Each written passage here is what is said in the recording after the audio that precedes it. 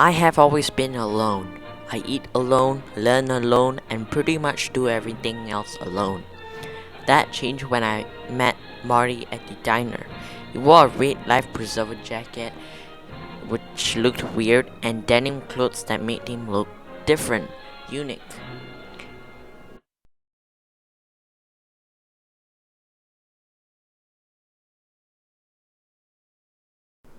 In that minute or two, Biff and his goons entered the diner. As usual, he started firing questions at me. Have you done my homework yet, butthead? Imagine if I handed in my homework in your handwriting. Guess what would happen? I'll get kicked out of school. You wouldn't want that to happen, would you? Would you? And then I had to answer to him in a polite way as possible because I'm trying to control my emotions. And I can't let them out on him because he has his goons and he is stronger than me. And he tells Marty, "What are you looking at, butthead?" And then he also says things that don't make sense at all. Hey, McFly, you know how many times I told you to not ever come in here? I mean, it's a diner. It's meant for the public, right? Anyone can come in here. But I didn't say anything aloud. Just answered his questions. Didn't say my thoughts out. And just answer his questions politely. And then Biff and his goons left without another word. I'm tired of him calling me a butthead.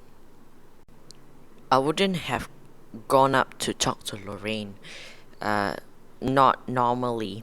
The diner was crowded, and I just couldn't bring myself to do it, to ask her to the dance.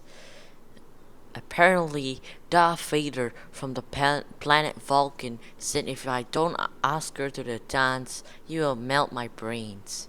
Marty started to tell me all this good stuff about what to tell her, and I started writing it down.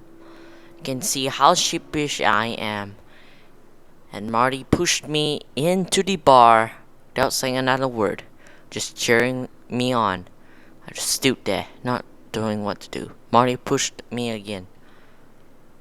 I slowly walked towards Lorraine, thinking, how am I gonna plan my route? But first, let me get a glass of milk chocolate. Alright. Okay, good. Let's do this.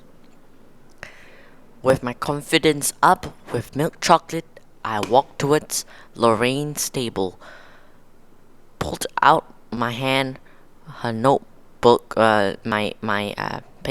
notebook paper, and I started to tell her what I wanted to tell her about her coming with me to the dance. And she just started to respond to me, and Marty just sat down with his Pepsi, and I heard the door open, and I heard somebody's voice again. It's Biff's voice. Marty cursed. I heard him cursed. Biff asked me whether was I deaf to come in here again, and he came asking me for money. He pushed the guy away, and Marty tripped him. Biff fell down with a thud, and then he towered over Marty, and then the fight between Biff and Marty began. As I walked down the parking lot, I saw Marty's car, the one he had said it was his. Inside, I saw Lorraine was being manhandled. I told myself, okay, you got this, just play along, it's just acting. Opened the door, and I said, hey you, get your damn hands off her. A face emerged from her side. It wasn't Marty, it was Biff. And he told me to move away, turn around and move away, walk away. And I was getting scared. I told him, no, you'll leave her alone. And he came out of the car. and I gave him a punch at his stomach, but he was too fast. He grabbed my arm and twisted it down, about to break it. Lorraine was shouting, trying to stop him. And meanwhile, Marty was somewhere. Maybe he was. Maybe he was somewhere. I'm not sure where I was. But I felt the pain in my arm. Lorraine got out of the car and started fighting against Biff, but she fell down. I looked up at Biff. Biff was laughing maniacally. I clenched my fists, had a determined look on my face. Then I looked at him and aimed and hit him in the face. He twirled around like a ballerina and fell down to the ground with a loud thud. I managed to defeat the beast. I wanted to celebrate, but I had to help Lorraine up on the ground. So now I can go to the dance with Lorraine. I picked her up. I am at the dance with Lorraine, really. Finally, I'm with her already. I started with a simple, gentle waltz. I saw Marty playing the guitar. I started with a simple waltz. I saw him playing the guitar, and then I kept on dancing with her, talking about what she liked. Someone started to dance with her in an inappropriate way. She started to call out to me, and just ignored her. I just looked down the ground, continued walking,